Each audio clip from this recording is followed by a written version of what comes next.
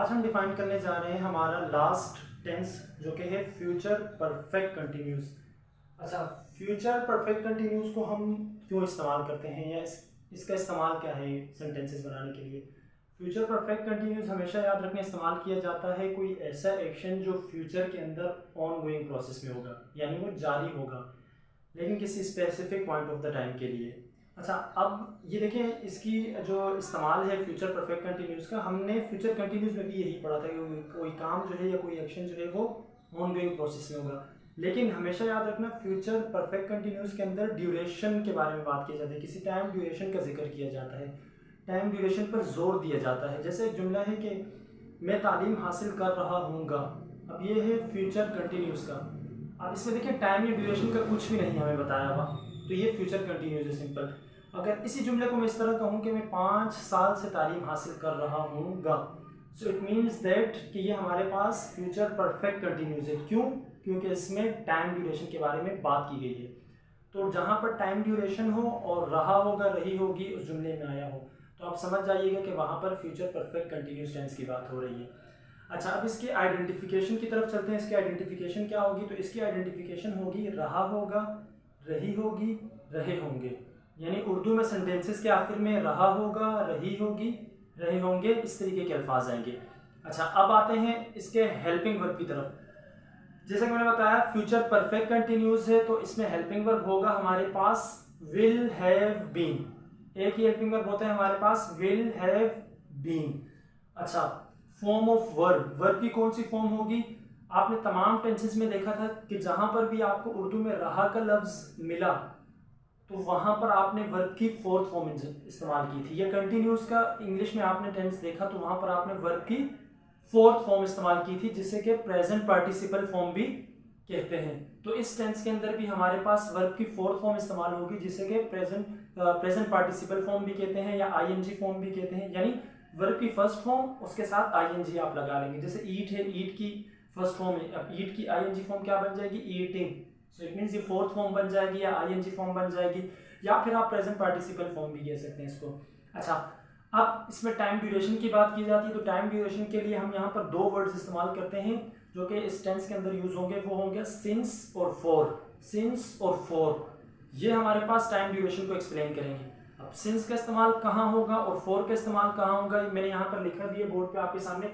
और पहले भी जो मैंने परफेक्ट कंटिन्यूस के सारे टेंसेस पढ़ाए थे उसमें बताया था कि आपने सिंस का फॉर कहाँ, सिंस का इस्तेमाल कहाँ करना है, फॉर का कहाँ करना है। सिंस हमारे पास यूज होता है तमाम सिंगुलर के साथ। सिंगुलर वर्ड आप जहाँ भी देखेंगे टाइम, सिंगुलर टाइम जिसका प्लूरल नहीं बन सकता, वहां पर यूज होगा सिंस। जैसे कि दिनों के नाम, पीर, मंगल, बुध, जुमरात, जुम्मा, इसके साथ प्लूरल बन सकते हैं? नहीं बन सकता। यानी Sunday, Monday, Tuesday, Wednesday, Thursday, Friday, Saturday, इन तमाम के साथ आप एस या ईएस नहीं लगा सकते, इसका प्लूरल नहीं बन सकता। तो यहाँ पर क्या लगेगा? सिंस लगेगा। 3 o'clock एक स्पेसिफिक टाइम है, इसके साथ भी आप जो है वो एस या ईएस नहीं लगा सकते। 3 बजे, 4 बजे, 5 बजे, 6 बजे, 7 बजे, 8 बजे, अब ये तमाम टाइम ऐसा है जिसका प्लूरल नहीं बन सकता, तो यहाँ पर भी हमारे पास सिंस का इस्तेमाल होगा। फिर कोई मंथ आ जाए, जनवरी, फरवरी, मार्च, अप्रैल, मई, जून, जुलाई, अगस्त, सितंबर, अक्टूबर, नवंबर, दिसंबर, तमाम मंथ के नाम के साथ हमारे पास प्लूरल नहीं बन सकते, इनके साथ हम एस नहीं लगा सकते, तो यहाँ पर भी हमारे पास सिंस लगेगा। फिर ईयर के नेम आ जाए, जैसे 2011, 12, 13, 14, इन तमाम के साथ भी हम एस नहीं लगा सकते, इसका प्लूरल नहीं बना सकते, तो यहाँ पर भी हमारे पास सिंस लगेगा। चाइल्डहुड, बचपन, यानी ऐसा टाइम जो जिंदगी में एक बार आए दोबारा ना आए। चाइल्डहुड, बचपन में एक बार आता है दोबारा नहीं आता, तो वहाँ पर भी आप सिंस ही लगाएंगे और इसका प्लूरल भी नहीं बन सकता। फिर कोई स्पेसिफिक डेट आ जाए, जैसे 14 अगस्त, 5 मई, 6 फेब, तो ये सारे हमारे पास इनके प्लूरल बन सकते हैं? नहीं। अब दूसरी तरफ चलते हैं फॉर के इस्तेमाल की तरफ। अब फॉर पे देखें, फॉर हम लगाते हैं जहां पर हमारे पास प्लूरल बन सके, इस टाइम ड्यूरेशन का प्लूरल बन सके। जैसे सेकंड्स, अब इन तमाम के साथ देखिए मैंने एस लगाया है, सेकंड्स बन सकता है इसका प्लूरल। मिनट्स यानी मिनटों, मैं 5 मिनटों से काम कर रहा हूँगा, अब इसका प्लूरल बन सकता है, तो इट मीन्स यहाँ पर हमारे पास फॉर लगेगा। फिर आवर्स, घंटे, मैं 4 घंटों से पढ़ रहा हूँगा, आवर्स प्लूरल बन सकता है, तो इट मीन्स यहाँ पर भी फॉर इस्तेमाल होगा। डेज, मैं 5 दिनों से पढ़ रहा हूँगा, मैं 6 दिनों से पढ़ रहा हूँगा, इट मीन्स इसका प्लूरल बन सकते हैं। दिन एक होता है, दिन का प्लूरल क्या होता है? दिनों। डे एक दिन, डेज दिनों। मंथ्स महीनों के नाम, सॉरी महीने, नाम नहीं। जैसे मैं 5 महीनों से पढ़ रहा हूँगा, अब 5 महीने मंथ, एक महीने को मंथ कहते हैं, महीनों मंथ्स, इट मीन्स इसका प्लूरल बन सकते हैं। तो यहाँ पर भी 4। फिर ईयर्स, ईयर्स में भी हमारे पास जो है वो प्लूरल बन सकते हैं, तो यहाँ पर भी जो है वो हम 4 लगाते हैं।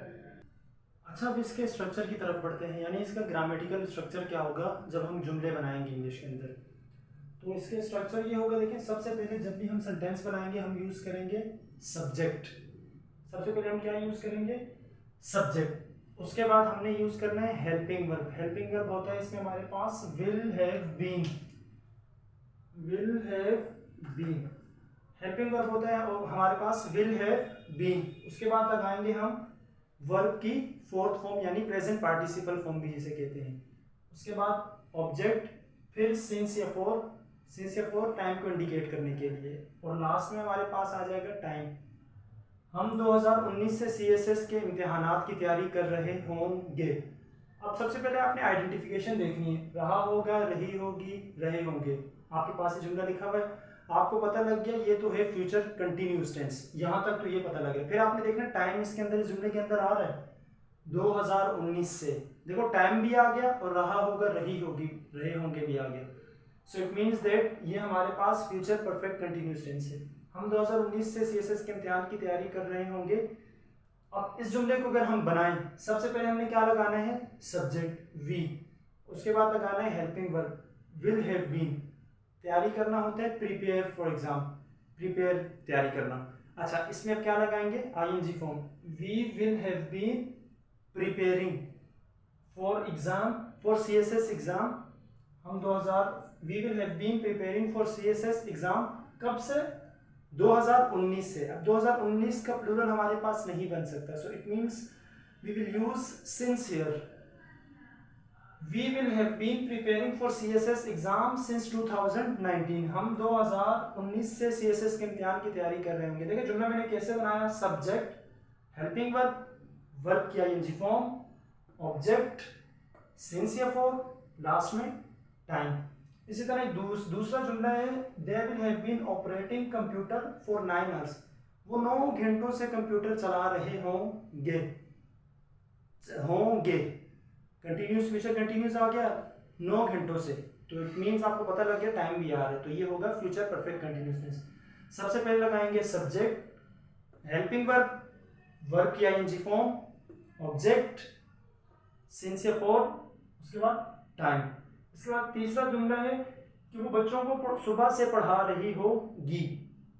सब्जेक्ट, हेल्पिंग वर्ब, वर्ब की ING फॉर्म, ऑब्जेक्ट, सिंस या फॉर और टाइम। सिंस क्यों लगाया मॉर्निंग के साथ? क्योंकि मॉर्निंग का प्लूरल नहीं बन सकता, तो मॉर्निंग एक बार आएगी, दोबारा कभी नहीं आएगी उस दिन के अंदर। सो इट मीन्स ऐसा टाइम जिसमें आप प्लूरल नहीं बना सकते, उसका प्लूरल नहीं बन सकता, तो वहां पर आप लगाते हैं सिंस, और जिसका प्लूरल बन सकता है वहां लगाते हैं फॉर। तो आज जो हमारा आखिरी टेंस था तमाम टेंसेस के अंदर, तो वो था फ्यूचर परफेक्ट कंटिन्यूस, जिसे हमने डिटेल में आज पढ़ा। तो उम्मीद करता हूँ जो मेरे सारे टेंसेस मैंने अपने यूट्यूब के चैनल पर अपलोड किए हैं, तमाम के तमाम 12 के 12 टेंसेस, तो वो आप अगर इनको समझना चाहते हैं तो आप मेरे यूट्यूब चैनल पर उन तमाम को देख सकते हैं कि 12 के 12 टेंसेस मैंने वहाँ अपलोड किए हैं। इसके अलावा भी आपको अगर कन्फ्यूजन है टेंसेस के अंदर तो आप मुझसे कमेंट सेक्शन के अंदर या मुझसे कॉन्टैक्ट कर सकते हैं।